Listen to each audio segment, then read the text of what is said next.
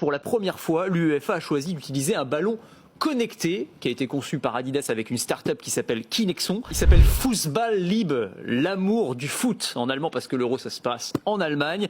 Et le principe de ce ballon, alors il ressemble à un ballon normal, il fait le poids d'un ballon normal, mais à l'intérieur, il est bardé de technologie. C'est-à-dire que si on l'ouvrait en deux, j'ai pas voulu le couper en deux, mais vous avez en fait des puces électroniques, des capteurs, et notamment un capteur d'unité de mesure inertielle qui vont permettre d'éviter les erreurs d'arbitrage. En gros, ce ballon, il va analyser sa propre position 500 fois par seconde, et il va envoyer ces informations-là vers les arbitres vidéo, en fait à des antennes qui sont placées autour du terrain, et elles vont envoyer l'information aux arbitres vidéo qui vont pouvoir avoir des informations extrêmement précises sur le positionnement du ballon, des joueurs, et donc pouvoir déterminer avec une quasi-certitude s'il y a un hors-jeu, s'il y a une main. Alors les joueurs ne seront pas équipés, en revanche vous avez des caméras qui sont placées sur le toit des stades qui analysent en permanence la position des joueurs. Et quand on couple ça avec le ballon qui analyse lui-même sa position, en fait vous avez des données qui sont extrêmement précises et qui doivent en théorie je dis bien, éviter toute erreur d'arbitrage. Comment on fait d'ailleurs pour que le poids soit le même que le ballon normal? Parce qu'on rajoute des choses dedans. Franchement, on rajoute, c'est 14 grammes, un capteur électronique, donc il suffit ensuite de réduire un petit peu le poids sur le reste. Ils ont testé à l'aveugle et les joueurs ne font pas la différence, ça c'est sûr.